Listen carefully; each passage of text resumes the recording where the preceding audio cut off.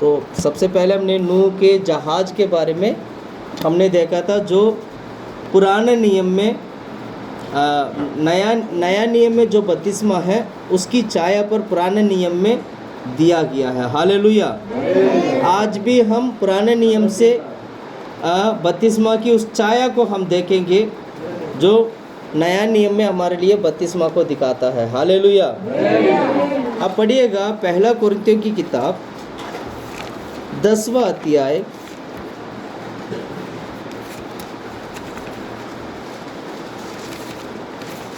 पहला कुरिन्थियों की किताब 10वां अध्याय पहला और दूसरा वचन। हे भाइयों, मैं नहीं चाहता कि तुम इस बात से अनजान रहो कि हमारे सब बाप दादे बादल के नीचे थे और सब के सब समुद्र के बीच से पार हो गए और सब ने बादल में और समुद्र में मूसा का बपतिस्मा लिया। तीन पढ़ दिया, बस 2 ही वचन पढ़िएगा। खुदा परमेश्वर, आमीन प्रभु, हम तारीफ करते प्रार्थना करते प्रभु दिया गया वचन के लिए हम धन्यवाद करते खुदा परमेश्वर। इस वचन के माध्यम से हम सबसे बात कर खुदा प्रभु। हालेलुया। तेरे नाम की महिमा होने दे खुदा परमेश्वर। हालेलुया। जो भी भाई लोग बहन लोग आज प्रार्थना में आने चाहते उन्हें प्रभु और भी जल्दी आने के लिए, और जो लोग नहीं आए उन्हें मदद कर खुदा परमेश्वर। बैठे हुए सारे लोग खुदा प्रभु सच्चाई को जानने के लिए उन्हें मदद कर खुदा प्रभु। स्वर्ग राज का उन वेदों को खुदा प्रभु समझने के लिए पवित्र आत्मा मदद करे खुदा प्रभु। हम नहीं खुदा परमेश्वर, पवित्र आत्मा कार्य करे खुदा परमेश्वर। पवित्र आत्मा बात करे खुदा परमेश्वर। प्रार्थना करते महिमा करते इस तरह आशीष की हम धन्यवाद करते यीशु के नाम से मांगते हैं। पुराने नियम में आप लोग जानते हैं परमेश्वर ने मिस्र से इस्राएल लोगों को छुड़ाकर मूसा की द्वारा कनान की ओर परमेश्वर ने लेके गया था। कभी भूलना नहीं इस बात को, हम कभी भूलेंगे भी नहीं, क्योंकि ये घटना ऐसे एक घटना है जो संसार में जो बहुत बड़ी घटना है, जो परमेश्वर ने मिस्र से इस्राएल लोगों को छुड़ाकर कनान की ओर लेके गया था। मिस्र आत्मिक रीति से अगर मैं कहूँ तो मिस्र संसार को दिखाता है, मिस्र हमारा पुराना जीवन को दिखाता है, मिस्र पाप भरा जीवन को दिखाता है, मिस्र शैतान के गढ़ को दिखाता है। जैसे हम इसमें बहुत सारे बातें हम बोल सकते हैं। वहाँ से परमेश्वर ने क्या किया, वो उस दलदल की कीचड़ से परमेश्वर निकाल कर कहाँ लेके गया था, कनान की ओर परमेश्वर ने लेके गया था। जंगल के मार्ग में परमेश्वर ने लेके गया था। ये लेके जाते वक्त बहुत सारे बातें, बहुत सारे काम इस जंगल की मार्ग में हुआ था। जंगल के मार्ग में इस्राएल लोगों के बीच में बहुत सारे घटना, बहुत सारे काम हुआ था, जो जिसमें बहुत सारी बातें, हम उन सारे बातों को नहीं देखेंगे, पर एक बात को हम देखेंगे जो लाल समुद्र की माध्यम से परमेश्वर ने इस्राएल लोगों को मिस्र से छुड़ाकर प्रभु ने लेके गया, उस विषय को हम देखेंगे। यहाँ पर बहुत ही अद्भुत बात तो ये था कि परमेश्वर दिन में क्या करते थे, बादल की खंबा था, वो बादल जहाँ जहाँ जाता था उस बादल को देखकर इस्राएल लोगों को जाना होता था। और रात को आग की खंबा, आग की खंबा मतलब ये होता है बहुत बड़ा आग जो क्या है चारों तरफ उन्हें घेर के रखा है, आगे पीछे। तो इस्राएल लोग इधर उधर जाने की ज़रूरत नहीं है, बादल को देखो, आग की खंबा को देखो, बस चलते जाओ, ये था उन्हें। और परमेश्वर ने ऐसे अद्भुत रीति से मिस्र से छुड़ाकर कनान की ओर परमेश्वर ने लेके गया था।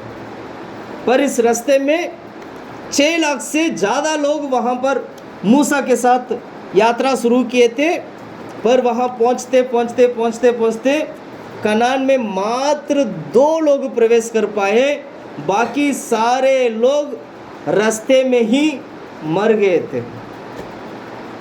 क्या बोला?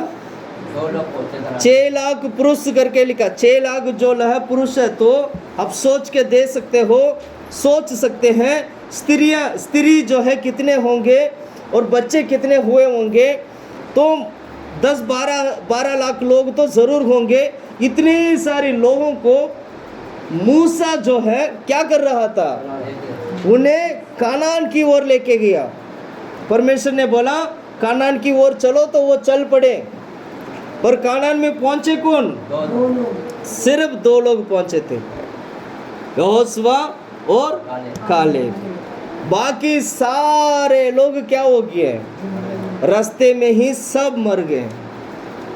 ध्यान से सुनिएगा, ये यात्रा जो है कनान की ओर है।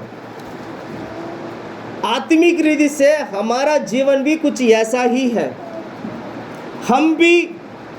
हमें भी परमेश्वर ने मिस्र से छुड़ाकर परमेश्वर कनान की ओर लेके जा रहे हैं। हमारा जो पुराना जीवन वो मिस्र भरा जीवन है। हमारा जो पुराना जीवन वो पाप भरा जीवन है, जो मिस्र को दिखाता है। हम पाप की गुलामी किया करते थे, पाप की दलदल में हम पड़े हुए होते थे, पाप में हम जीवन बिताते थे। वहाँ से परमेश्वर छुड़ाकर कनान की ओर लेके जा रहे। आप और हम इस वक्त रास्ते में हैं। कहाँ पर है? रास्ते में है। जब यीशु आएगा, जब दुल्ला आएगा, जिसमें से जो लोग उठा लिए जाएंगे वही योशुआ और कालेब की रूप में स्वर्ग में जाएंगे। सुन रहे हैं आप लोग? सुन रहे हैं आप लोग? इसीलिए आज इस सच्चाई से हम ये सीखेंगे कि परमेश्वर कैसे उस इस्राएल लोगों को लाल समुद्र पार करके लेके गया था, और लाल समुद्र पार करने का अवश्य क्या था, और वो जो लाल समुद्र किसको दिखाता है। आज की तारीख में हमारे जीवन में हमें भी लाल समुद्र पार करना ज़रूरी है। कितने लोगों ने लाल समुद्र पार किया अभी तक? कितने लोग लाल समुद्र पार किया? बाद में पूछूंगा एक और बार, तब बताना, ठीक है? अभी समझ में नहीं आया होगा ना लाल समुद्र क्या है, कोई बात नहीं, प्रचार के बाद में पूछूंगा लाल समुद्र क्या है। आप खुद हाथ खड़ा करोगे, हाँ अब तो मैं लाल समुद्र पार कर लिया है। हालेलुया। सबसे पहले देखिएगा, जो इस्राएल लोग लाल समुद्र को पार करना बपतिस्मा को दिखाता है। किसको दिखाता है? बपतिस्मा को दिखाता है। आप पहले ये वचन, पहला वचन और दूसरा वचन पढ़िएगा। हे भाइयों, मैं नहीं चाहता कि इस बात से अनजान रहो कि हमारे सब बाप दादे बादल के नीचे थे। बादल के नीचे थे, और सब के सब समुद्र के बीच से पार। बादल ऊपर था, समुद्र के बीच में से वो लोग जा रहे थे, समुद्र को पार किया। बादल ऊपर है और बादल के नीचे समुद्र है। समुद्र 2 भाग हो गया, समुद्र के बीच में वो क्या कर रहे हैं? जा रहे हैं। और सब ने बादल में और समुद्र में मूसा का बपतिस्मा लिया। वो बाइबल कहता है मूसा की बपतिस्मा समुद्र में वो उन्होंने लिया है। बादल और समुद्र में मूसा की बपतिस्मा लिया है। पुराने नियम की संत लोगों ने मूसा की माध्यम से बादल और समुद्र में मूसा की बपतिस्मा लिया है। हालेलुया। ये मैं नहीं कह रहा हूं, परमेश्वर की वचन हमें सिखाता है। पुराने नियम की संत लोग मूसा की बपतिस्मा लिया था, और नया नियम की संत लोग कौन सा बपतिस्मा लेते हैं? कौन सा बपतिस्मा लेते हैं? यीशु मसीह का बपतिस्मा लेते हैं। किसका बपतिस्मा लेते हैं? यीशु मसीह का बपतिस्मा लेते हैं। Hallelujah, hallelujah. तो ये बपतिस्मा लेने से पहले इस्राएल लोगों के बीच में, ये लाल समुद्र पार करने से पहले इस्राएल लोगों के बीच में परमेश्वर ने उन्हें एक आज्ञा दिया था। आज्ञा ये था, निर्गमन की किताब 12 अध्याय में लिखा, पसगा बनाना। क्या करना है? फसा बनाना। पढ़ो, उस वचन को पढ़ो। निर्गमन की किताब 12 अध्याय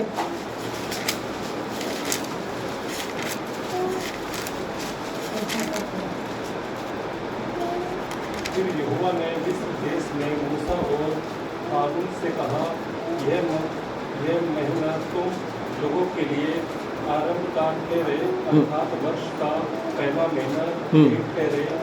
इजराइल की सारी मंडली से इस प्रकार कहो, इसी महीने के 10वें दिन को तुम अपने अपने पितरों के घरानों के अनुसार घराने पीछे एक एक मेमना ले रखो। और यदि किसी के घराने में एक मेमने के खाने के लिए मनुष्य कम हो तो वह अपने सबसे निकट रहने वाले पड़ोसी के साथ प्राणियों की गिनती के अनुसार एक मेमना ले रखे, और तुम हर एक के खाने के अनुसार मेमने का हिसाब करना। तुम्हारा मेमना निर्दोष और 1 वर्ष का नर हो, और उसे चाहे भेड़ों में से लेना चाहे बकरियों में से, और इस महीने के 14वें दिन तक उसे रख छोड़ना। और उस दिन गोधूली के समय इस्राएल की सारी मंडली के लोग उसे बलि करें। तब वे उसके लहू में से कुछ लेकर जिन घरों में मेमने को खाएंगे, उनके द्वार के दोनों आंगनों और चौखट के सिरे पर लगाएं, और वे उसके पास और उसके मांस को बस 12 अध्याय में पढ़ोगे पस्खा का बारे में लिखा है। 13 अध्याय में पढ़ोगे, 13 अध्याय और 14 अध्याय आते आते लाल समुद्र के बीच में ये आ जाते हैं। ध्यान से सुनना, सबसे पहले पस्खा का बारे में लिखा है, फिर उसके बाद 13-14 आते आते लाल समुद्र ये लोग पार कर देते हैं। अब यहाँ पर लिखा क्या था? परमेश्वर ने कहा कि मैं मिस्र को नष्ट करने वाला हूँ। यानी नष्ट करने का मतलब ये होता है, उस रात की वक्त परमेश्वर ने बोला उसको पहलौठा को नष्ट करने के लिए परमेश्वर ऐसे उस शहर पर ऐसे घूम के आएंगे। जब वो घूम के आएंगे तो उनके बीच में जितना भी जो मिस्र में जो पहलौठा है, और वो सारे क्या हो जाएंगे? नष्ट हो जाएंगे, उन्हें मैं नष्ट कर दूंगा। इसीलिए तुम एक बछड़ा लेके उसको क्या करना है? मेरे लिए बलि चढ़ाना है, और उसका तुम्हें क्या करना चाहिए? उसको पस्खा बनाना चाहिए। सुन रहे हैं आप लोग? सुन रहे हैं आप लोग? मैं इस किताब में अगर आप पढ़ते हो, 12 वचन पढ़ो दोबारा, 12 अध्याय का दूसरा वचन पढ़िएगा। ये महीना तुम लोगों के लिए आरंभ का ठहरे। हाँ, ये महीना तुम लोगों के लिए आरंभ के लिए ठहरे, और अर्थात वर्ष का पहला महीना यही ठहरे। हाँ, इस्राएल की सारी मंडली से इस प्रकार कहो, इसी महीने के 10वें दिन को तुम अपने अपने पितरों के घरानों के अनुसार घराने। इस्राएल की सारी मंडली से इस प्रकार कहो, इसी महीने के 10वें दिन को तुम अपने अपने पितरों के घराने के अनुसार घराने के पीछे एक एक मेमना ले रखो। एक एक मेमना ले रखो। हालेलुया। एक एक मेमना। ये मेमना नया नियम के अनुसार प्रभु यीशु मसीह को दिखाता है। पहला कोरिन्थियों की किताब 5वां अध्याय 7वां वचन अगर आप पढ़ते हो, 5 का 7 पढ़िएगा।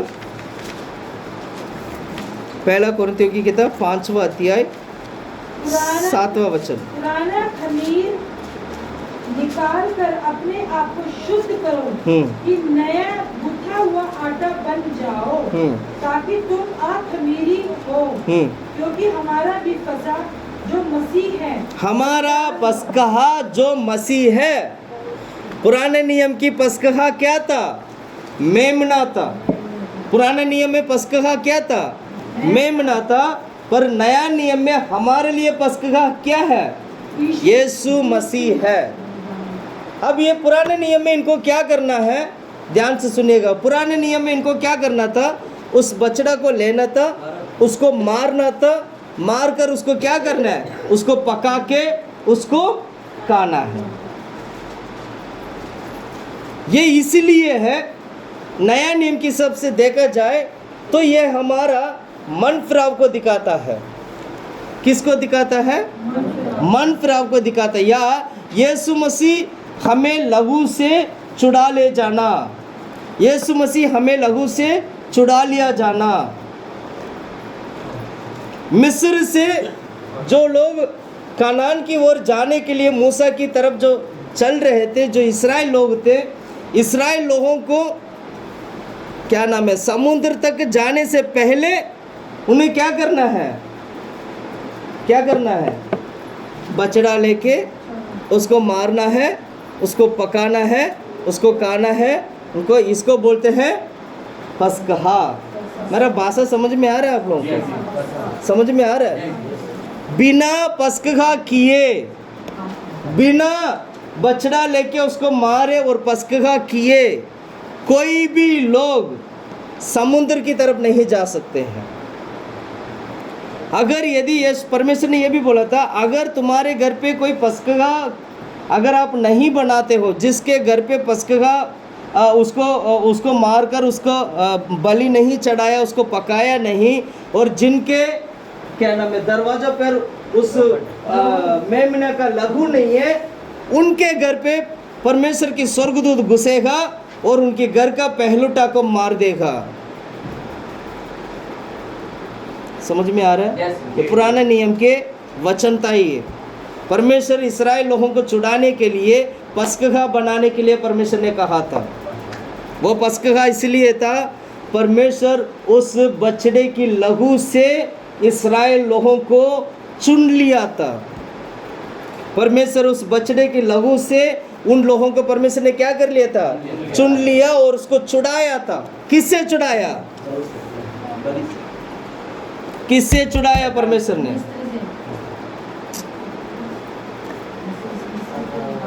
किससे छुड़ाया? राजा था कोई, उससे छुड़ाते नहीं। अगर वो बलि नहीं चढ़ाते मिस्र में, अगर वो इस्राएल लोग बलि नहीं चढ़ाते, उसकी लहू अगर यहाँ नहीं लगाते, मतलब दरवाजा पे नहीं लगाते, तो क्या होता? उनका पहलुटा मरता। उस पहलुटा से, उस मौत से छुड़ाने के लिए वो पस्कहा की लहू, उस मेमना का लहू की ज़रूरत था। जिसका घर पे उस मेमना की लहू है, वो क्या होता है? वो उसके घर के अंदर कौन नहीं घुस सकता? वो स्वर्गदूत नहीं घुस सकता है जो मौत को लेके आता है। इसलिए हमारा घरों में भी, आप लोग घर पे भी ऐसे लिख के रखते ना, यीशु की लहू की जय करके लिखते ना? लिखते नहीं लिखते? अपने घर पे एक वचन लिखता ना, यहाँ पर यीशु की लहू की जय, क्योंकि यीशु मसीह का लहू हमारा घर पर क्या हुआ है? मेमना का लहू लगा हुआ है। पुराने नियम में इस्राएल लोगों के घर पर, उनके घर पर मेमना का लहू होना ज़रूरी था, जिसके उस मेमना का लहू को देखकर वो स्वर्गदूत उसके अंदर नहीं घुसेगा। ये किसको दिखाता है? ये उसको दिखाता है जो व्यक्ति यीशु मसीह के ऊपर विश्वास करता है और जिसने यीशु मसीह का लहू से उद्धार पाया है। हमारा जो उद्धार जो ना, वो यीशु की लहू से होता है। यीशु मसीह ने हमारे लिए लहू बहा दिया। वो हमारे लिए एक ही मेमना बनकर उसने क्रूस पर क्या किया? लहू बहा दिया। क्या बहा दिया? यीशु मसीह ने क्रूस पर लहू बहा दिया, जो वो मेमना बनकर, और वही मेमना पुराने नियम में एक बछड़ा को, उस मेमना को लेकर ये लोग मार के उसको क्या करते थे? उसको काटते थे, उसका लहू अपने दरवाजे पे लगाते थे। उसका चिन्ह है यीशु मसीह क्रूस पर हमारे लिए जीवन देना, मारा जाना। उनके घर पे लहू था, इसलिए स्वर्गदूत लोग उनके घर पे नहीं घुस पाए। स्वर्गदूत मतलब वो लोग हैं जो पहलुटा को मारने के लिए मौत को लेके आने वाला दूत। उनको घर पे क्या नहीं कर पाया? अंदर घुस नहीं पाए। इस कारण क्या हुआ? इस्राएल लोग बच गए थे। ये किसको दिखाता है? हमारे जीवन में सबसे पहले जो यीशु मसीह के ऊपर विश्वास करने वाला हर एक व्यक्ति सबसे पहले परमेश्वर अपनी लहू से हमें क्या कर लेता है? चुन लेता है और छुड़ाता है। आपकी उद्धार यीशु के लहू से हुआ है। आपकी उद्धार यीशु मसीह के लहू से आपको छुटकारा हुआ है, आपको उद्धार हुआ है।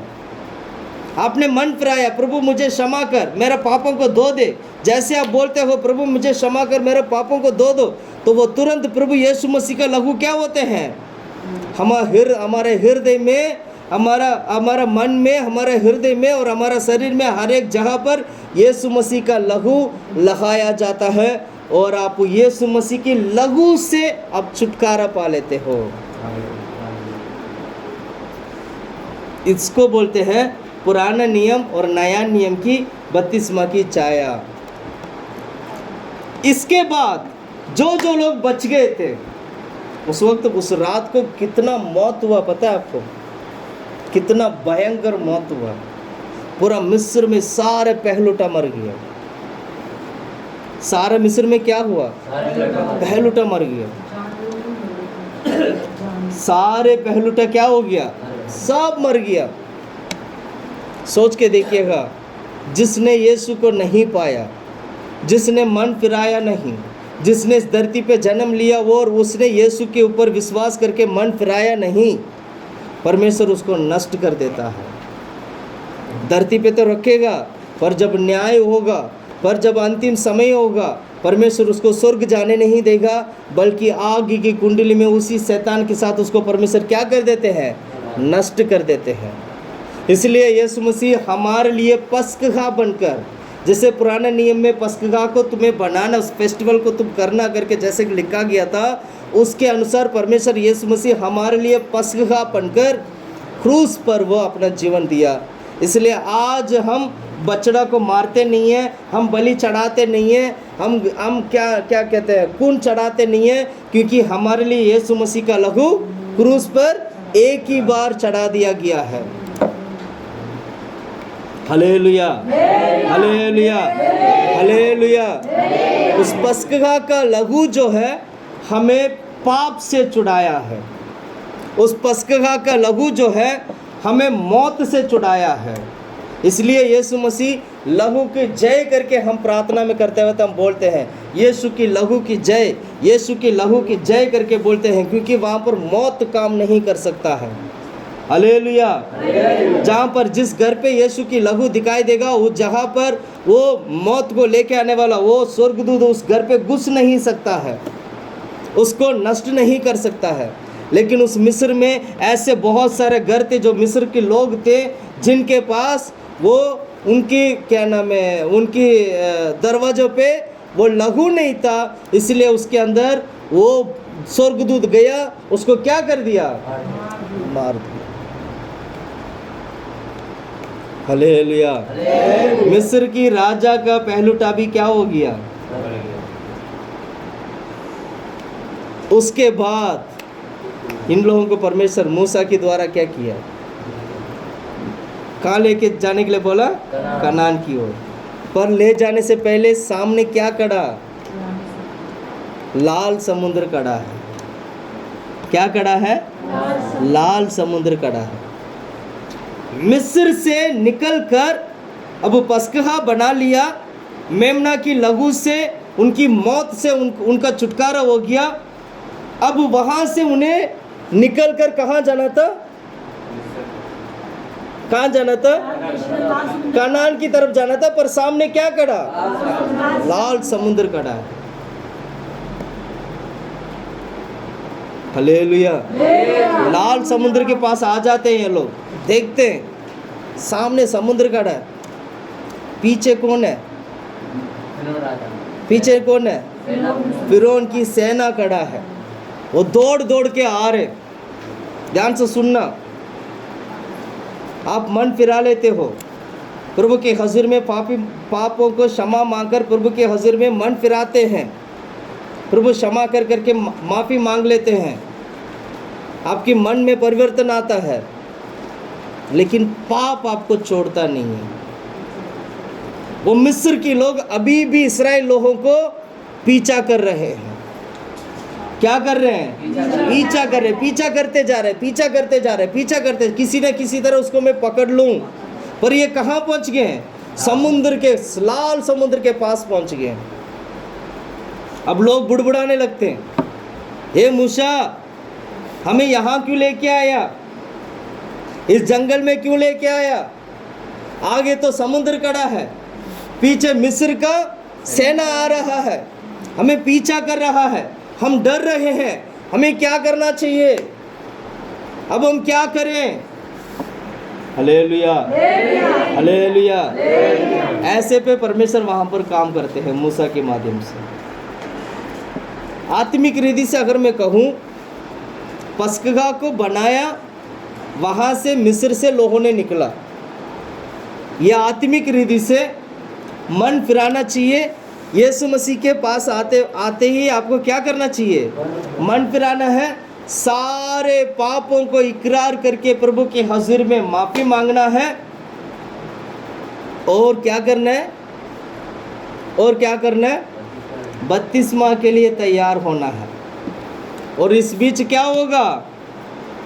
जो पाप की क्षमा आपने मांगा था, जो प्रभु के हज़ूर में पाप की क्षमा मांगा था, क्षमा तो लहू से हो गया था, लेकिन वो पाप आपको नहीं छोड़ेगा। वो पीछे पीछे क्या होगा?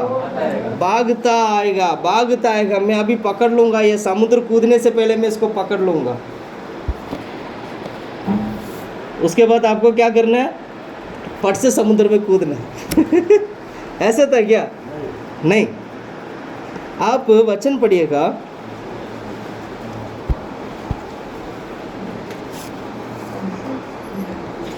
चौदह अध्याय, निर्गमन का किताब 14 अध्याय वचन 4 से पढ़ेंगे ना, बहुत ही अच्छा से लिखा। तब मैं फिरौन के मन को कठोर कर दूंगा, हाँ, और वह उनका पीछा करेगा। फिरौन की मन को परमेश्वर क्या कर देंगे? कठोर कर देंगे। मन को कठोर करेंगे ताकि वो दोबारा इस्राएल के पीछे भागे। और आगे पढ़ो। तब फिरौन और उसकी सारी सेना के द्वारा, सारे सेना, फिरौन भी और उसकी सारे सेना के द्वारा मेरी महिमा होगी। हाँ, और मिस्र जान लेंगे कि मैं यहोवा हूँ। और उन्होंने वैसा ही किया। जब मिस्र के राजा को ये समाचार मिला, मिस्र की राजा को ये समाचार मिला कि वे लोग भाग गए। वे लोग भाग गए। वे लोग कहाँ गए? मिस्र से भाग गया। क्या हो गया? मिस्र से भाग गए। और आगे पढ़ो। तब फिरौन और उसके कर्मचारियों के मन उनके विरोध पलटा गया। और वे कहने लगे, हमने ये क्या किया कि इस्राएलियों को अपनी ही दासता की छुटकारा देकर जाने दिया। तब उसने अपना रथ उठवाया और अपनी सेना को संग लिया। उसने 600 अच्छे से अच्छे रथ बने मिस्र के सब रथ किए और उन सभा पर सरदार बैठाए। और यहोवा ने मिस्र के राजा फिरौन के मन को कठोर कर दिया। 7वां वचन पढ़ो। उसने 600 रथ, अच्छे से अच्छे रथ मिस्र के सब रथ लिए, मिस्र की सारे रथ को और उन सबों पर सारा बना के ये क्या कर रहे हैं?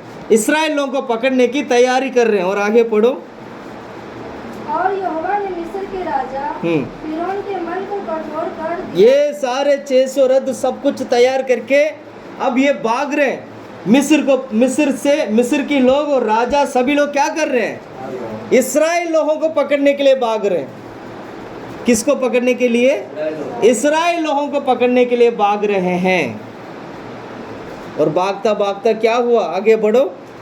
इसलिए उसने इस्राएलियों को पीछा किया, परंतु इस्राएल बेखटके निकले चले जाते थे। पर फिरौन के सब घोड़ों और रथों और सवारों समेत मिस्र सेना उनका पीछा करके उनके पास जो फिनहान हिरोत के पास बल सेपोन के सामने समुद्र के तट पर ढेरे डाले पड़े भेजा पहुँचे। जब फिरौन के निकट आया तब इस्राएलियों ने आंखें उठाकर क्या देखा कि मिस्र हमारा पीछा किया चले आ रहे हैं, और इस्राएल अत्यंत डर गया। सारे इस्राएल लोग डर गए, और इस्राएल लोग भाग रहे पीछे से, पूरा रद्द के साथ पूरा सेना और पूरा मिस्र की राजा उसके करीब आ रहे हैं। तो इसको देखकर इस्राएल लोग क्या हो गया है? डर गए हैं। वो क्या हो गए?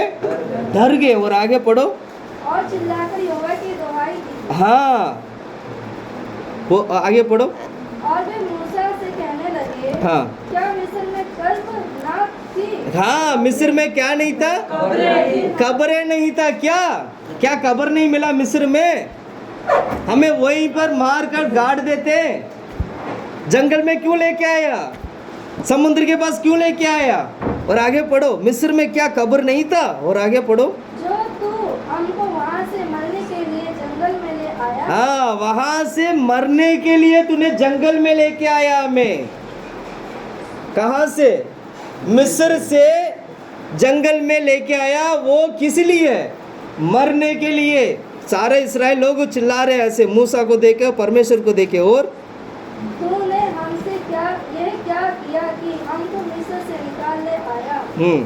क्या हम तुझे से मिस्र से यही बात न कहते रहे कि हमें रहने दे कि हम मिस्रियों की सेवा करें?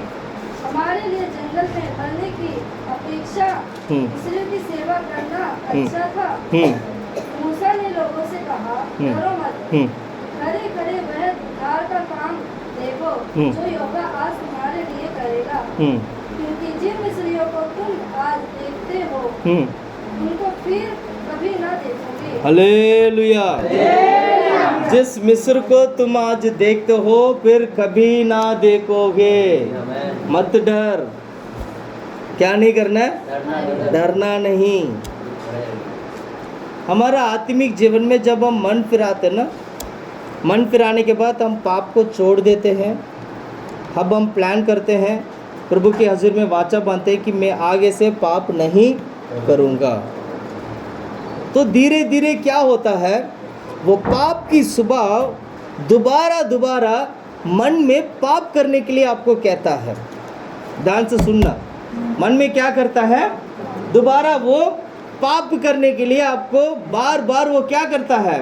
कहता है, आपको दिमाग को लेके जाता है। ये कब तक लेके जाएगा? जब तक आप समुद्र पार नहीं करोगे। जैसे आप समुद्र पार कर लोगे उसके बाद मिस्र खत्म, मिस्र की सेना खत्म। अब ये लोग समुद्र पार नहीं किए, सामने कौन आ रहा है? मिस्र आ रहा है वो मारने के लिए। मूसा को देख के बोल रहे हैं, क्या मिस्र में कब्र नहीं मिला तुम्हें? हमने क्या किया? हमें यहाँ लाकर मारने के लिए क्यों यहाँ पर लेके आया? हम तो वहीं पर उसी का मिस्र का गुलाम करके उसी का खा पी कर हम वही रह सकते थे ना।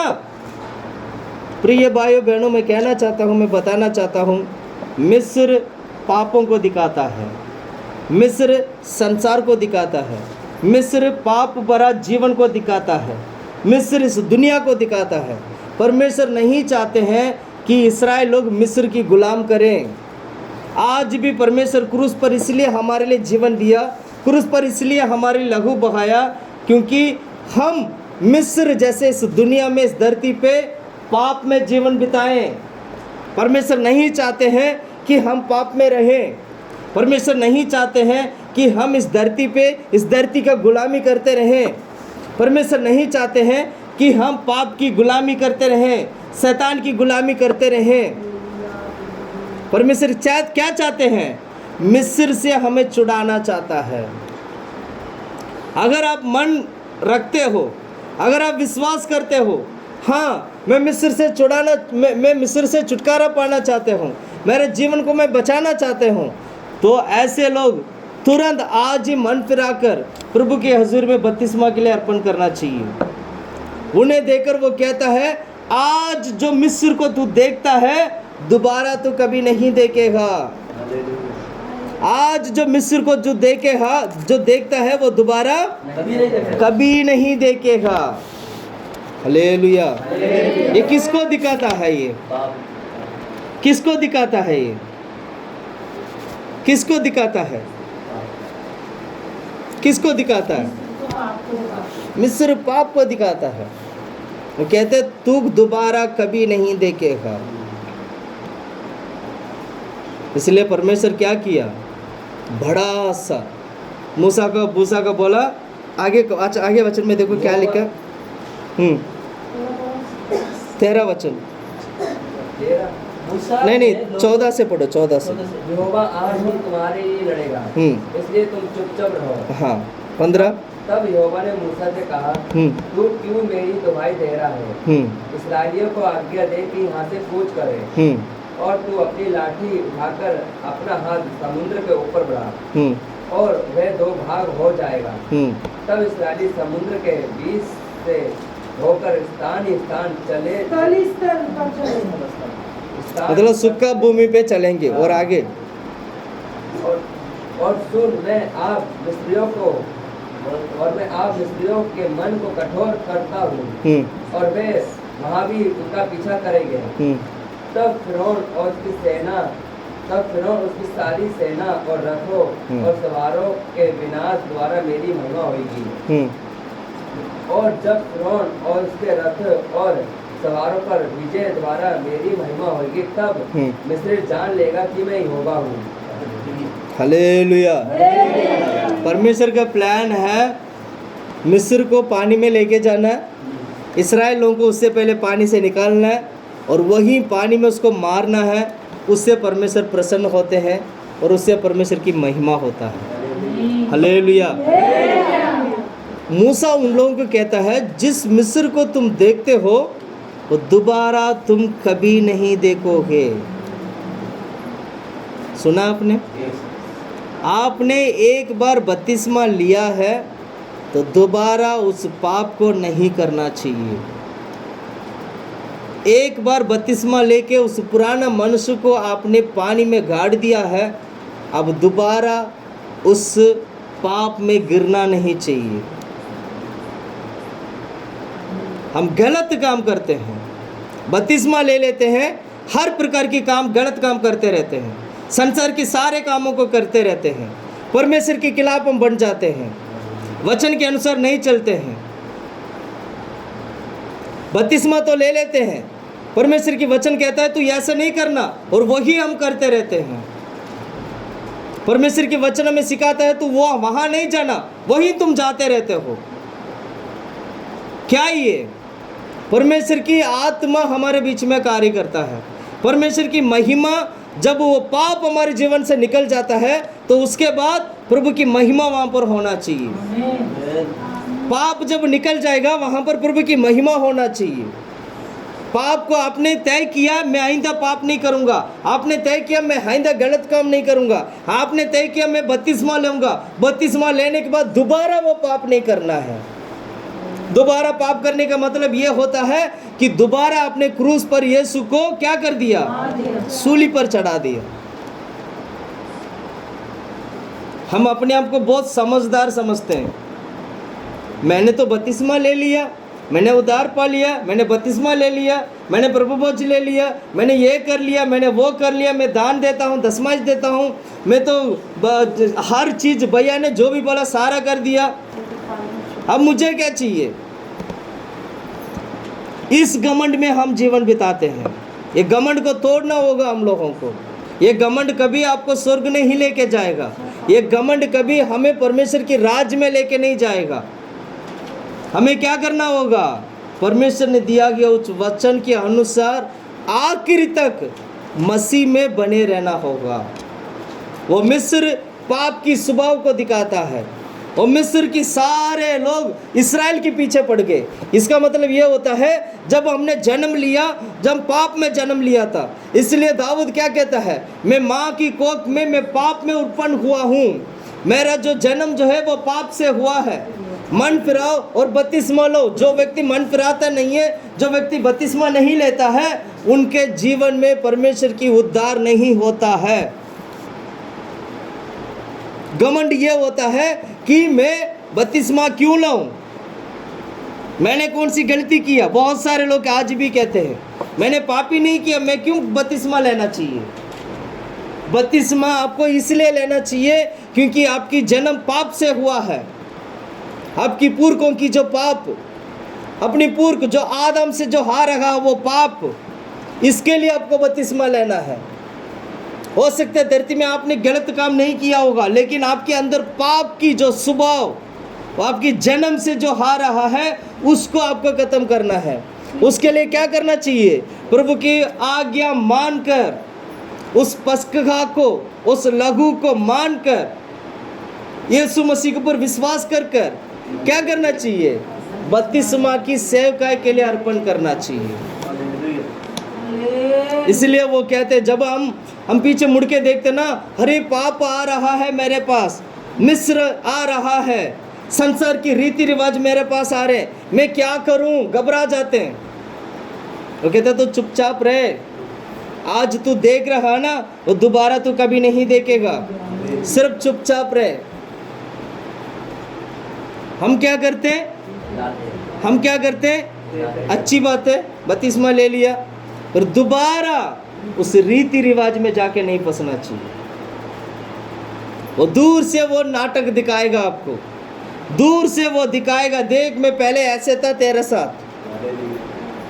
कोई परेशानी मुसीबत आता है तो तब आपको मिस्र याद आता है आपको, काश में मसीह में नहीं होता, काश में यीशु मसीह के पास नहीं आया होता, काश में मैं यीशु को नहीं जाना होता। क्यों, काश में इस भैया को नहीं जाना होता, काश उस बहन को नहीं जाना होता, काश उस पास्टर जी को नहीं जाना होता, तो आज तो मैं संसार में रहता, आराम से अयासी करता, सारे पाप में मैं घुसा रहता, बना रहता।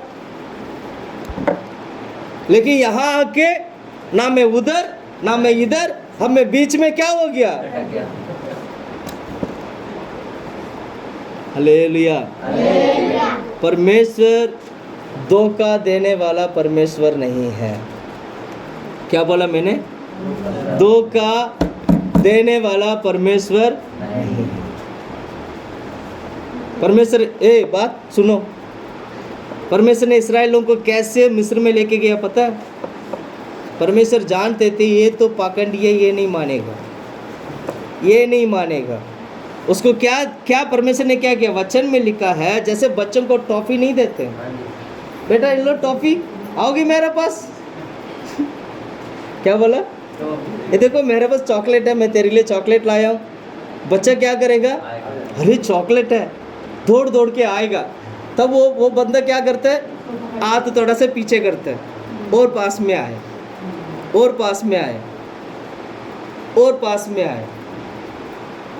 परमेश्वर ऐसे लालच दिखाकर परमेश्वर ने इंसान को बचाया।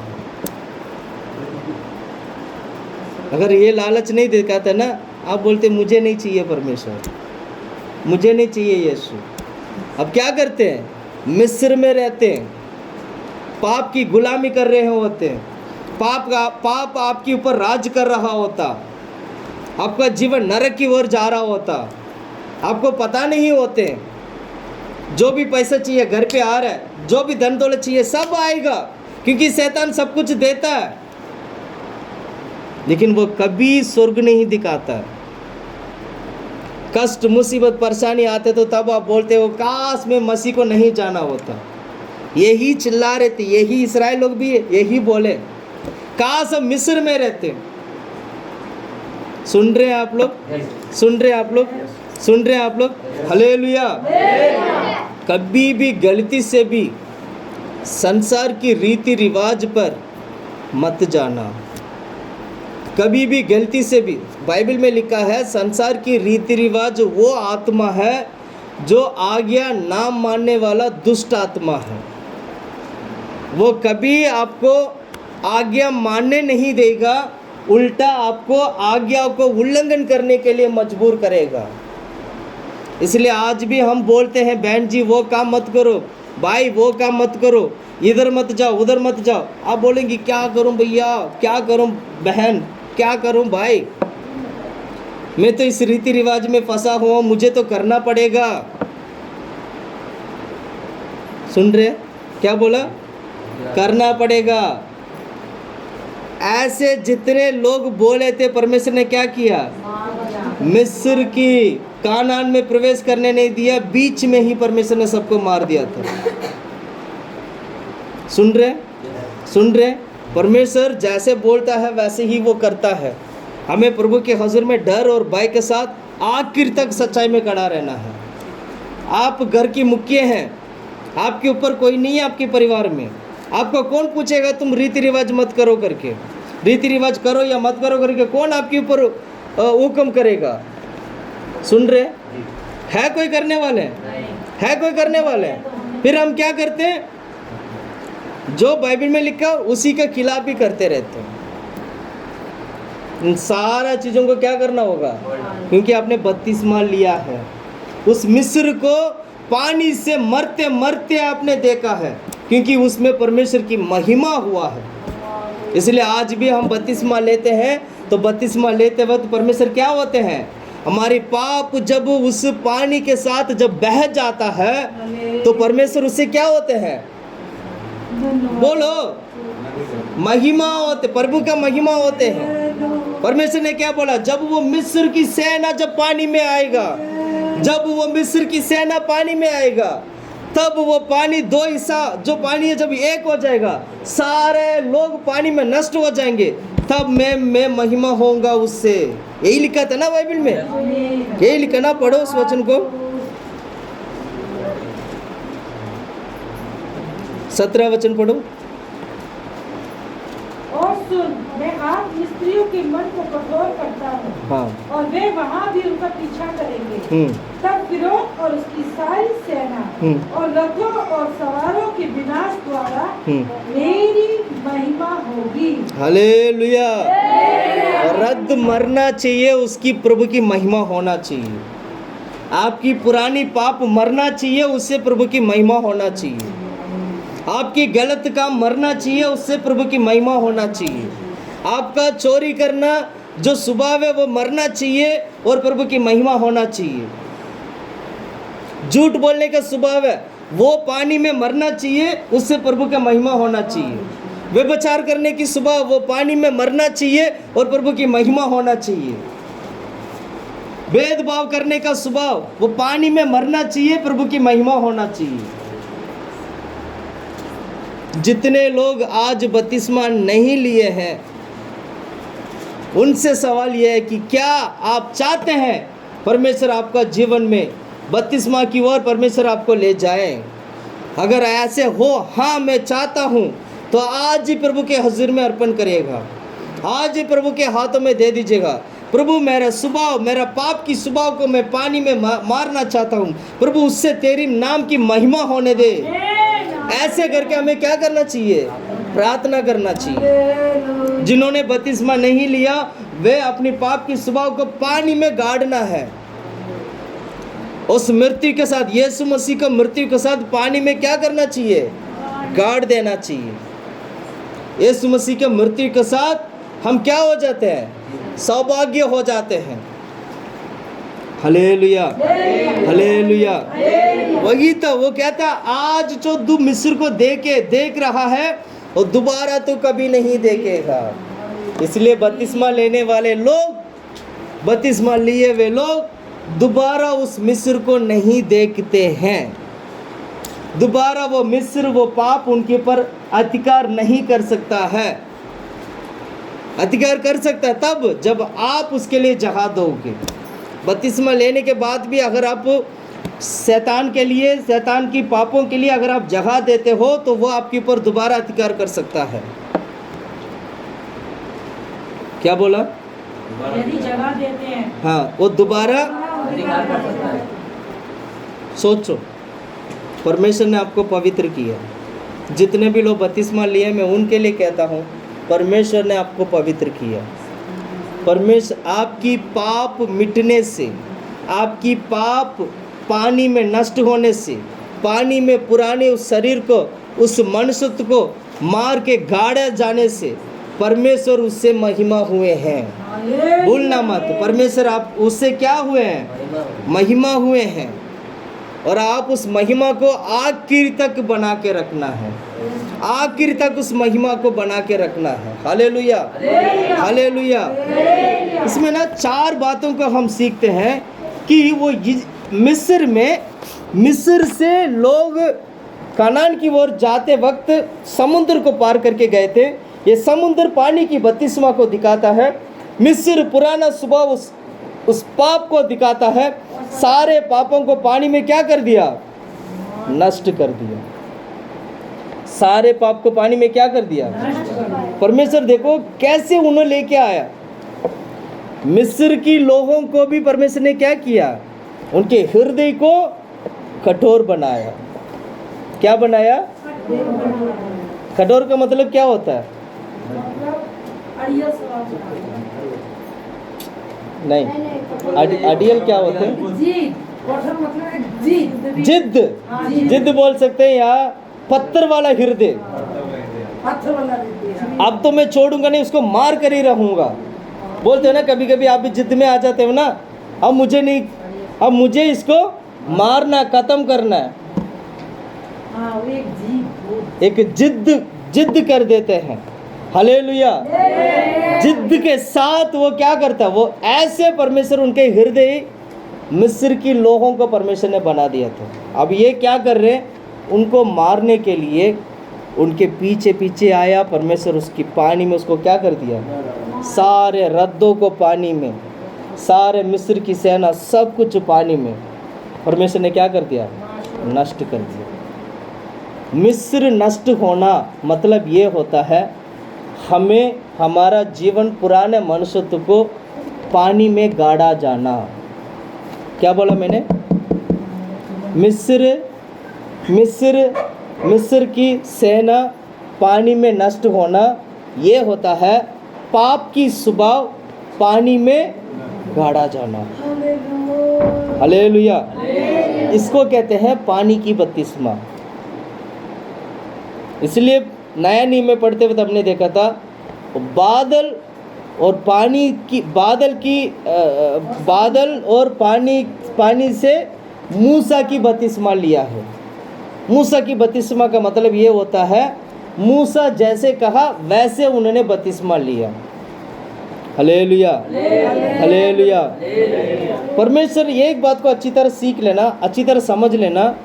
परमेश्वर मिस्र को खत्म किया, इस्राएल को मिस्र से अलग किया। इसका अर्थ ये होता है मिस्र यानी पाप और संसार की चीज़ों से इस्राएल को अलग करना, पाप और संसार की रीति रिवाज से मिस्र से इस्राएल को अलग करना। ये एक अलगावन का जीवन को दिखाता है। अलगापन का जीवन ये होता है एक बार आपने मिस्र को छोड़ दिया, एक बार मिस्र को आपने अपना जीवन से हटा दिया तो मिस्र की स्वभाव आपके अंदर नहीं आना चाहिए। एक अलगाव का जीवन यही से शुरू होता है। बपतिस्मा लिया हुआ व्यक्ति एक अलगाव का जीवन तब वो शुरू करते हैं जब वो बपतिस्मा लेते हैं। बपतिस्मा लेने के बाद हम मना करते हैं कि आपको ये नहीं करना, वो नहीं करना, वैसे नहीं करना, ऐसे नहीं करना। क्यों? आप एक अलगाव जीवन के लिए आपने क्या किया? सारे पाप और मिस्र को क्या कर दिया? पानी में नष्ट कर दिया, धो दिया, नष्ट कर दिया, पाप को धो दिया। अब एक अलग हो गए आप संसार से, संसार की रीति रिवाज से, पापों से आप अलग हो चुके हैं। परमेश्वर ने ये अलगाव जो है पानी से परमेश्वर ने दिखाया है। मिस्र को नष्ट किया, इस्राएल लोगों का अलग कर दिया। एक अलगाव को दिखाता है ये। आज हम कितने लोग एक अलगाव जीवन बिताते हैं।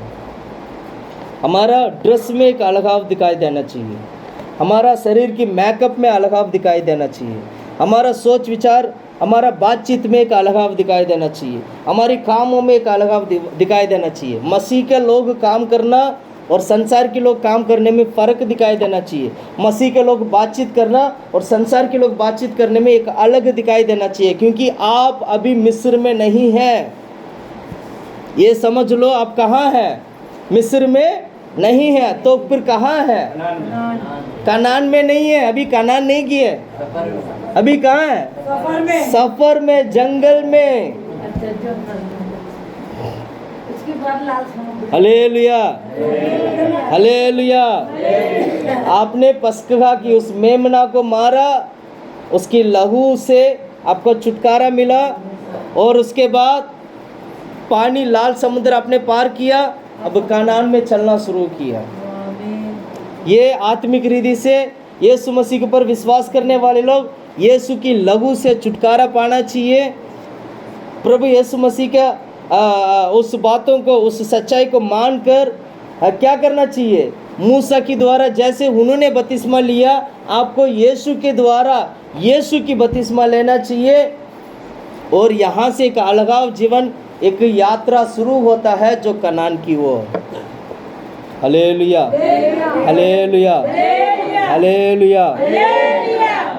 आज जो मिस्र को जो तुम देखते हो वो दोबारा कभी नहीं, वो बपतिस्मा आप लिए हैं, दोबारा कभी उस पाप को, उस पाप में आप जाओगे नहीं, दोबारा उस गलत काम में आप जाओगे नहीं। अगर आप परमिशन देते हो तो शैतान दोबारा आ सकता है। अगर परमिशन दोगे तो दोबारा वो पाप आपके अंदर आ सकता है। लेकिन परमेश्वर ने मिस्र से इतना दूर कर दिया, इतना दूर कर दिया, आपको इसको कभी भूलना नहीं चाहिए। आपको ये सोचना चाहिए, मेरा और मिस्र अगर मैं सीढ़ी रखूंगा तो भी वो जीना नहीं पहुंचेगा। परमेश्वर इतना दूर किया है, इतना दूर। अरे भाषा समझ में आ रहा है? भाषा समझ में आ रहा है भैया? समझ में आ रहा है? कहाँ पर है? समझ में आ रहा है? समझ में आ रहा है? कहाँ पर है हम लोग? सफर में, जंगल की मार्ग में। कहाँ पर है? जंगल की मार्ग में। यहाँ पर एक अलगाव दिखाई देना चाहिए। मिस्र को छोड़ दिया, मिस्र को छोड़ दिया, मिस्र की कुछ भी, इतनी सी भी बात आपका जीवन में नहीं दिखाई देना चाहिए। आपका कपड़ा भी मिस्र वाला कपड़ा नहीं, आपका कपड़ा पवित्र वाला कपड़ा होना चाहिए। आपकी मेकअप भी मिस्र का मेकअप नहीं, आपका मेकअप परमेश्वर की सुंदरता में बनना चाहिए। सुन रहे हैं आप लोग? हम कपड़ा क्या पहनते हैं, हम क्या, आप ये सारा, ये जो गहने वहने पहनते हैं ना, ये सारा मिस्र की सुंदरता को दिखाता है। इन सबको क्या करना चाहिए? छोड़ देना चाहिए, उतार देना चाहिए। हमारे लिए आप शरीर में जितना मर्जी शरीर में इसको, शरीर को सुंदर कर लो, ये तो तय हो चुका है, ये शरीर मिट्टी बनेगा और मिट्टी के साथ मिट्टी मिल जाएगा, कभी ये शरीर स्वर्ग नहीं जाएगा। अब उस शरीर जो मिट्टी को आप क्या करते हैं, हम क्या करते हैं, उसको इतना सजाते हैं, इतना सजाते, इतना सजाते हैं, और मिट्टी बहुत सुंदर लगा देते हैं उसको। एक दिन पानी आएगा, सबको नष्ट कर देगा, सारा नष्ट हो जाएगा, सारा मिट्टी पानी के साथ मिल जाएगा, रहेगा कुछ भी नहीं। और हम क्या होंगे? धोखा खाएंगे। क्या बोला? धोखा खाएंगे। सुना? संसार की रीति रिवाज हमें धोखा की ओर लेके जाता है। संसार की पाप हमें धोखा की ओर लेके जाता है। आपको पता नहीं है, बहुत ही भयंकर तरीके से धोखा की ओर लेके जाता है। आपको उससे बचना चाहिए। हालेलुया। ये है बपतिस्मा। पुराने नियम की संत लोगों ने भी बपतिस्मा लिया है, पर उनकी बपतिस्मा मूसा की द्वारा हुआ है। हालेलुया। इसलिए प्रेरित लोग कहते वक्त क्या कहते हैं? मैं अब तो क्या कर दिया हूँ, सब कुछ छोड़ दिया, अब मैं उस पाप में कैसे जीवन बिताऊं। रोमी की किताब 6 का 2 वचन पढ़िएगा, 6 का 2।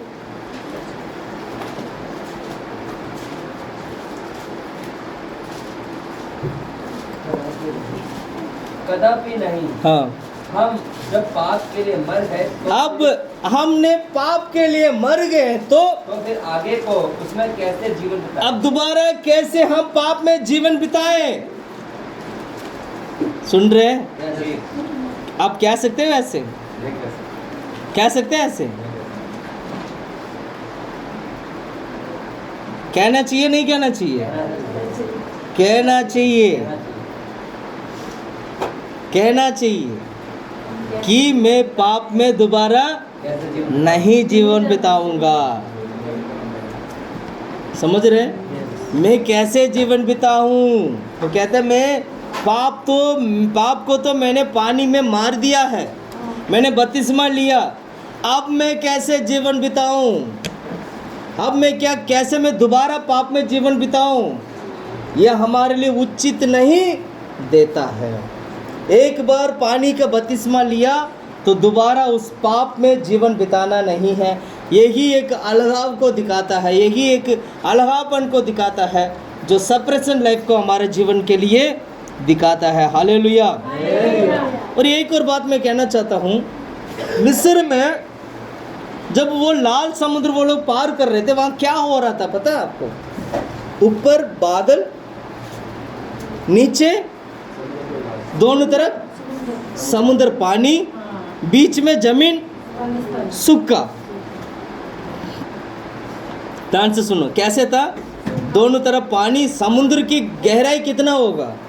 बहुत होगा। तो ये तो नहीं है हमारा समुद्र की गहराई इतना हो या इतना हो, समुद्र की गहराई तो बहुत अंदर होगा ना। तो पानी जब दो हिस्सा में जब बट जाता है तो समुद्र देखेंगे तो चलते चलते वो ऐसे देखते हुए जा रहे होंगे, और समुद्र देखो यहाँ तक है, और उसके ऊपर क्या है? बादल। सुन रहे? ये बपतिस्मा को दिखाता है। ये वो बपतिस्मा पानी से डूब कर लेने वाली बपतिस्मा। पानी आपके सिर के ऊपर होना चाहिए, उसके ऊपर परमेश्वर की महिमा होना चाहिए। आप पानी के बपतिस्मा कैसे देते हैं आज? छिड़काव, या तो बकेट से भर के ऊपर से डालते। ये बपतिस्मा नहीं है। बपतिस्मा वो है आपकी सिर के ऊपर पानी आना चाहिए, जिसको बोलते हैं इमर्सन, डूब कर बपतिस्मा लेना। कौन सा बपतिस्मा? पुराने नियम की संत लोग जब परमेश्वर ने मूसा की माध्यम से जब संत लोगों को जब पानी उस समुद्र में जब लेके गया, तो समुद्र के अंदर से परमेश्वर ने रास्ता बना के लेके गया। तो जब वो खड़ा हो रहे थे, उनकी सिर के ऊपर क्या था? पानी खड़ा, और उसके ऊपर बादल। इसलिए बाइबल में लिखा है बादल और पानी से मूसा की बपतिस्मा। आज भी हम जो मूसा यीशु मसीह को दिखाता है। मूसा किसको दिखाता है? आज भी यीशु मसीह मूसा की द्वारा, मूसा जैसे हमें प्रभु क्या करता है?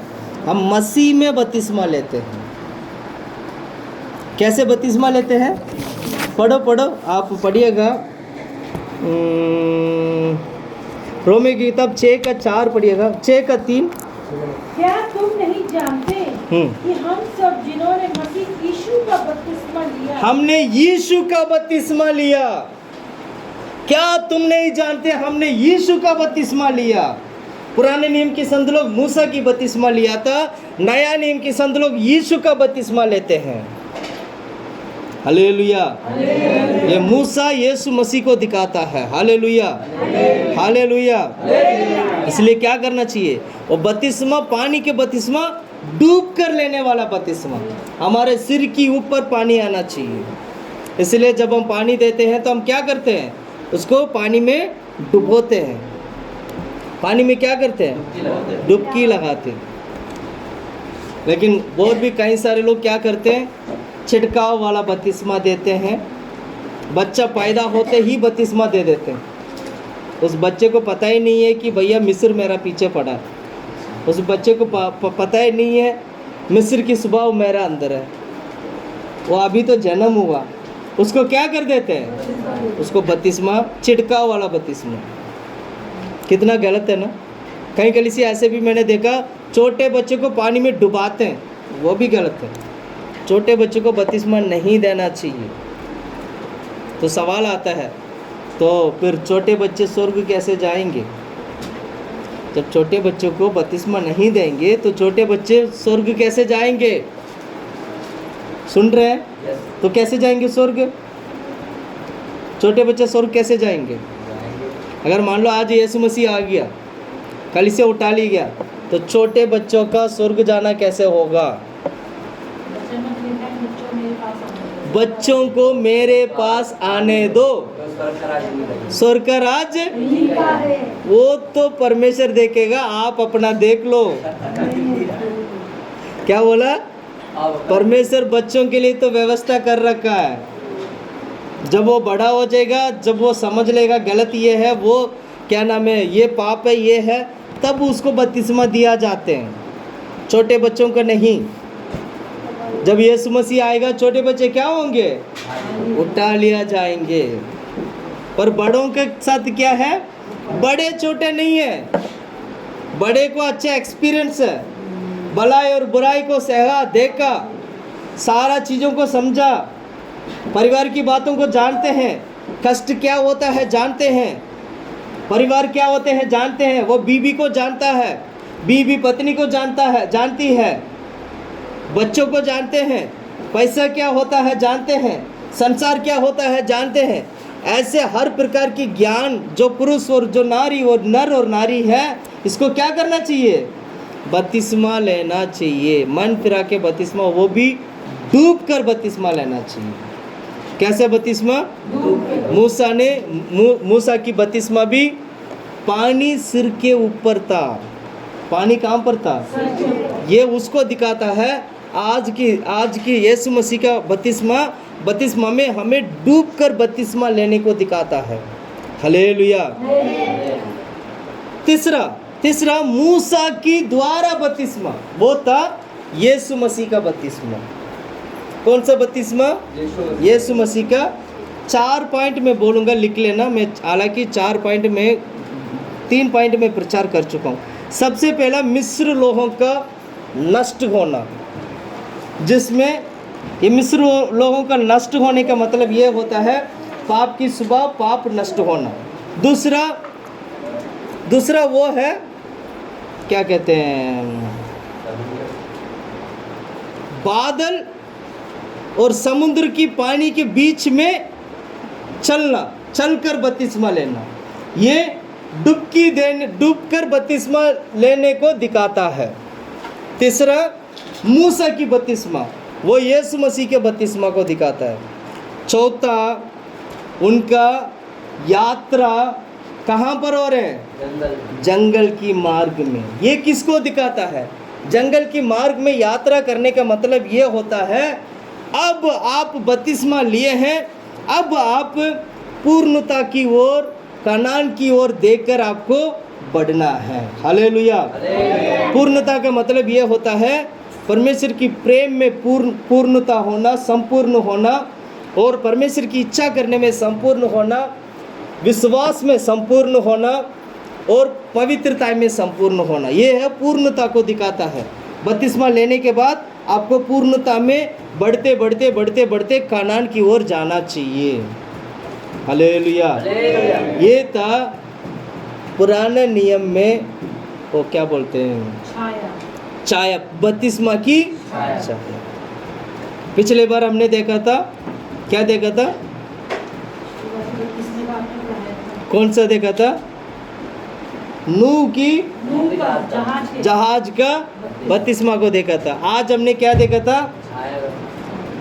इस्राएल लोगों को परमेश्वर मूसा की द्वारा लाल समुद्र के माध्यम से उन्हें रास्ता पार कराया। ये नया नियम में पानी के बपतिस्मा को दिखाता है।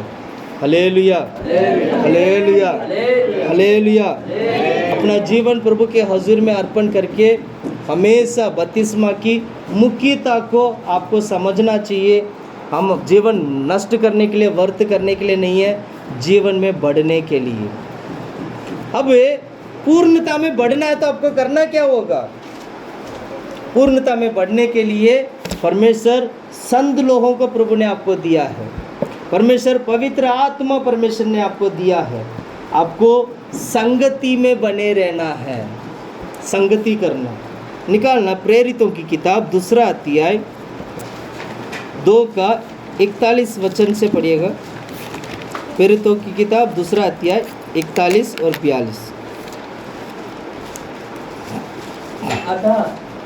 अतः जिन्होंने उसका वचन ग्रहण किया, हाँ उन्होंने बपतिस्मा लिया। हाँ, जिन्होंने वचन ग्रहण किया उन्होंने बपतिस्मा लिया। और उसी दिन 3000 मनुष्य के लगभग उनमें मिल गए। अब किसने किसका माना? सुनो, किसने किसका माना? जो बपतिस्मा लिया, और उसमें 3000 लोग बपतिस्मा लिए। इसका जवाब, इसका सवाल का जवाब देना आप। वचन को ग्रहण में जो पतरस वो कर रहे थे, पतरस प्रचार कर रहे थे, लोगों ने उस सच्चाई को माना, उसी वक्त उन्होंने ग्रहण किया और बपतिस्मा लिया। 3000 लोगों ने बपतिस्मा लिया। सुन रहे हैं आप लोग? इसका मतलब ये होता है, परमेश्वर आपको आत्मिक जीवन में बढ़ने के लिए परमेश्वर प्रेरित लोगों को रखा है, परमेश्वर सेवक लोगों को रखा है कलीसिया में। परमेश्वर आपके लिए चरवाहा परमेश्वर ने रखा है, कलीसिया को चलाने वाले चरवाहा परमेश्वर ने आपको रखा है, कलीसिया को चलाने वाले सेवक लोगों को परमेश्वर ने आपको रखा है। आपको क्या करना चाहिए? सेवकों की प्रचार को सुनकर, वचन को सुनकर, मैं एक सेवक होने के नाते मैं प्रचार कर रहा हूँ, मैं बपतिस्मा के बारे में बोल रहा हूँ, तो आपको सुनकर, मानकर, मन फिराकर बपतिस्मा लेना चाहिए। यही आपको करना है। सुन रहे हैं? सुन रहे हैं? केवल कलीसिया में जाकर उठ के बैठ के आना नहीं है, कलीसिया में बैठकर बपतिस्मा लेना है और पूर्णता की ओर बढ़ना है, कनान की ओर जाना है। ये आपके लिए यात्रा है। धरती पे जब तक रहोगे तब तक इस चर्च पे आओगे, प्रार्थना करोगे, प्रभु के हजूर में बने रहोगे, लेकिन जिस दिन आपका सांस रुक जाएगा या जिस दिन यीशु मसीह आ जाएंगे, उसके बाद परमेश्वर की यात्रा, परमेश्वर की स्वर्ग जाने की यात्रा शुरू हो जाएगा। अभी हम धरती पे स्वर्ग की यात्रा कर रहे हैं, अभी हम धरती पे कनान की यात्रा कर रहे हैं, अभी हम धरती पे हम पूर्णता की यात्रा कर रहे हैं, अभी हम धरती पे परमेश्वर के राज्य में जाने की तैयारी कर रहे हैं। इस वक्त आपको क्या करना चाहिए? इस वक्त आपको क्या करना चाहिए? बोलिए, क्या करना चाहिए? सेवकों की बातों को मानना चाहिए, प्रेरितों की बातों को मानना चाहिए, सेवकों की बातों को मानना चाहिए। बपतिस्मा लेने के लिए बोलते हैं तो बपतिस्मा लेना चाहिए। हालेलुया। मूसा की बातों को लोग मानते थे। ध्यान से सुनना, अगर मूसा की बात को लोग नहीं मानते तो वो पानी में नहीं जाते। उसमें से कुछ लोग क्या करते हैं? मिस्र में भाग जाते, मुझे नहीं जाना। लेकिन सारे लोगों ने क्या किया? मूसा की बात को माना। और उसके बाद परमेश्वर ने मूसा की माध्यम से व्यवस्था भी दिया था। उस व्यवस्था को भी लोगों ने क्या किया? पूरा किया, माना। लोगों ने क्या किया? उस व्यवस्था को माना। Hallelujah, hallelujah. आज हम कितने लोग सेवकों की बात को सुनते हैं? आज हम कितने लोग सेवकों की बातों को मानते हैं? हम क्या मूसा की समान सेवकों की बातों को मानते हैं? ये हमें परखना है। क्या वो संगति में हम बने रहते हैं? बाइबल में लिखा है केवल बपतिस्मा नहीं, बपतिस्मा के बाद वो रोटी तोड़ने में भी वो साथ थे, वो संगति किया करते थे। पढ़ो उस वचन में। और वे प्रेरितों से शिक्षा पाने और संगति रखने और रोटी तोड़ने और प्रेरितों की बीच में शिक्षा पाने, संगति रखने, रोटी तोड़ने। और शिक्षा पाने का मतलब ये होता है, जैसे अभी हम प्रचार कर रहे हैं तो ये एक शिक्षा है। ये रोटी तोड़ने का मतलब ये होता है प्रभु भोज में भाग लेना। संगति रखना, संगति रखने का मतलब ये होता है हर हफ्ते प्रभु के हजूर में बैठकर प्रार्थना करना। शैतान आज हमारा संगति को तोड़ देता है। शैतान हमारी क्या नाम है, प्रभु को ढूंढने का उस इच्छा को तोड़ देता है। हम परमेश्वर से दूर हो जाते हैं, हम रोटी भी नहीं तोड़ पाते हैं। सुन रहे हैं? यस। हालेलुया। सेवकों की बात मानना है आपको। परमेश्वर ये मत सोचना सेवकों को परमेश्वर ऐसी बस यीशु के बारे में सुसमाचार सुनाने के लिए लेके आया, नहीं। जीवन भर आपके लिए प्रार्थना करने के लिए प्रभु ने सेवकों को रखा है। आप जब तक जीवित रहोगे तब तक कोई ना कोई सेवक आपके लिए प्रार्थना करते रहेगा। क्या बोला? जब तक आप जीवित रहोगे कोई ना कोई सेवक को परमेश्वर आपके सामने खड़ा कर देगा, ये तेरा सेवक है। और वो सेवक क्या करेगा? आपके लिए प्रार्थना करते रहेगा। आपको सेवक की बात को मानना होगा, उसकी बात को तुच्छ नहीं समझना है। परमेश्वर जो कुछ भी करते हैं बिना सेवक को जाने कोई भी काम कलीसिया में नहीं करते हैं। आज बहुत सारे कलीसिया में मैं देखता हूँ पास्टर्स लोगों को इज्जत तक नहीं देते हैं।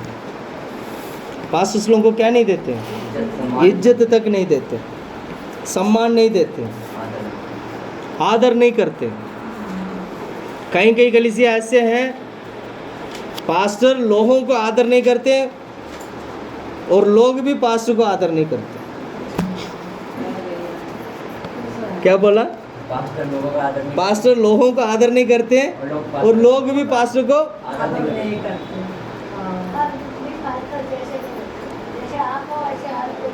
हर कोई ऐसी, सुनिएगा मेरा बात सुनिएगा, यही तो आपको पहचानना है। बेड़ी कौन है, मेमना कौन है, ये तो आपको पहचानना है।